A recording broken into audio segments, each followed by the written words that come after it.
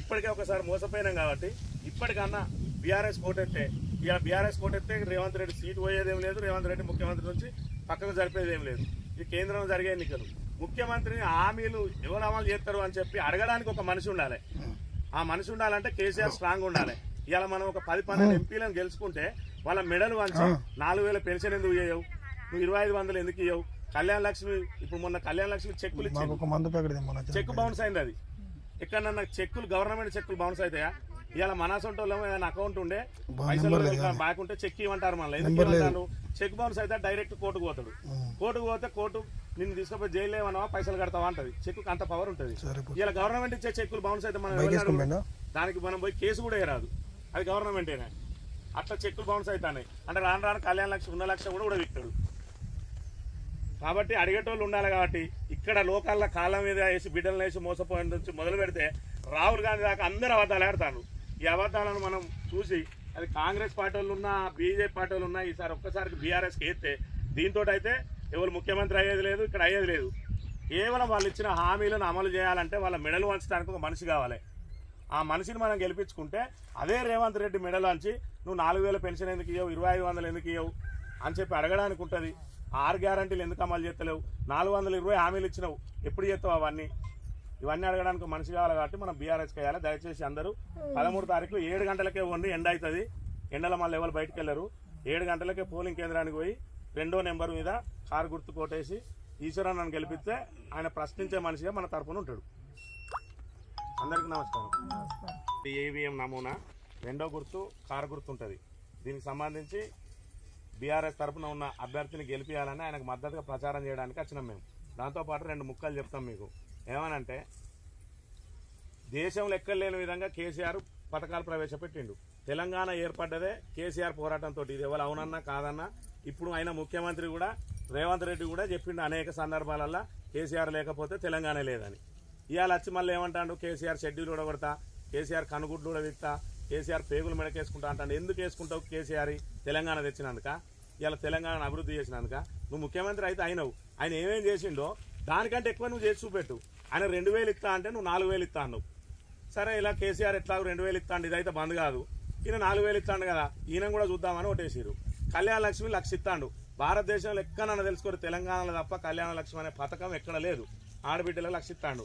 ఈయనేమన్నాడు, నేను ఇంకా తులం బంగారం కలిపిస్తా అన్నాడు. ఎవరికైనా ఇస్తా అంటే ఆశే. దాంతో అరే ఈ పథకం ఎట్లా కొనసాగుతుంది, ఇంకో అదనంగా తులం వస్తుంది, అట్లా కూడా లాభం అవుతుంది అనుకున్నారు. ప్రతి మహిళకి 2500 ఇస్తా అన్నాడు. ప్రతి నెల డిసెంబర్ 9 రాగానే మేము మహిళల అకౌంట్లలో ఇస్తాం. మీ అత్తకు పెన్షన్ వస్తుంది, మీ మామకు పెన్షన్ వస్తుంది, మరి మీకెట్లా అన్నాడు రేవంత్ రెడ్డి. మరి మీకు కూడా రావాలి కదా, 60 ఏళ్ళు నిండిన వాళ్ళకి కూడా రావాలి కదా, ప్రతి ఒక్కరికి 2500 ఇస్తా అన్నాడు. ఎవరికైనా నచ్చినాయా? మొన్న మన రాహుల్ గాంధీ వచ్చింది ఇక్కడికి, వచ్చి ప్రతి మహిళ అకౌంట్లో 2500 వేసేస్తాను అకౌంట్లో పడ్డాయి అని చెప్తాడు. దాంతోపాటు మమ్మల్ని గెలిపి ఇంకా సంవత్సరానికి 1,00,000 ఇస్తాం మేము కూడా కేంద్రం తరఫున అంటాడు. 2500 ఇవ్వనోడు ₹1,00,000 ఇస్తాడా? బోనస్ 500 ఇస్తా అన్నాడు. బోనస్ 500 గంగల పోని వీళ్ళు ఈ పొలాలు కోసుకున్న వాళ్ళని అడుగు. మన ఊళ్ళో అయితే ఎవరికి దాదాపు పొలాలు లేవు. ఈ కోసుకున్న వాళ్ళని అడుగుని ఎవరికైనా అసలు పంట కొంటాను రా. అక్కడ ఆడ ధాన్యం కొనుగోలు కేంద్రాల కాడ పంటాను రాడా రోజులకు రోజులు. వీళ్ళకు రుణమాఫీ చేస్తా అన్నాడు. డిసెంబర్ 9 తారీఖు రాగానే రుణమాఫీ చేస్తా అన్నాడు. ఇప్పుడు ఏం చేస్తాడు, కనబడ్డ దేవుని మీద అల్లొట్టేసుకుంటాడు, నేను ఆగస్టు 15 తారీఖు రుణమాఫీ చేస్తా అని. మన పిల్లలకు చదువులకు 5 లక్షల భరోసా ఇస్తా, నేను రాగానే కార్డు ఇస్తా అన్నాడు. ఇచ్చిండు 5 వరకు కార్డు. ఏం చెప్తాడు రేవంత్ రెడ్డి, ఎన్నికలు అయిపోయాక చేస్తాం మేము అంటాడు. 100 రోజులలో చేయమని మనం అడిగినామా?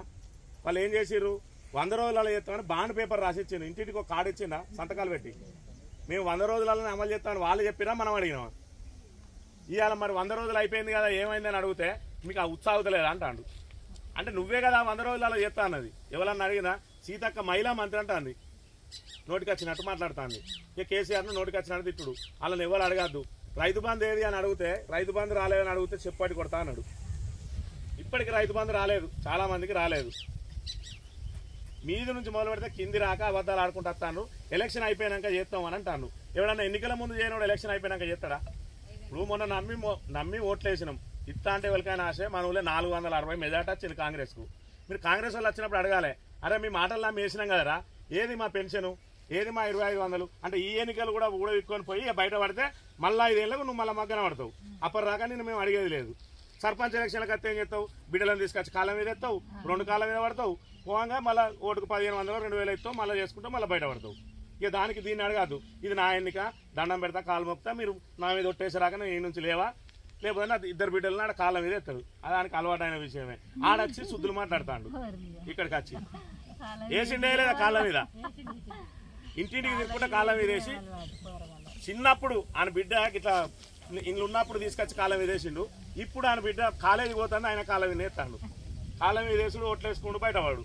ఇక ఇది జరుగుతుంది పరిస్థితి. అక్కడ మీద నుంచి అబద్ధాలు ఆడితే కింది రాక అబద్ధాలే.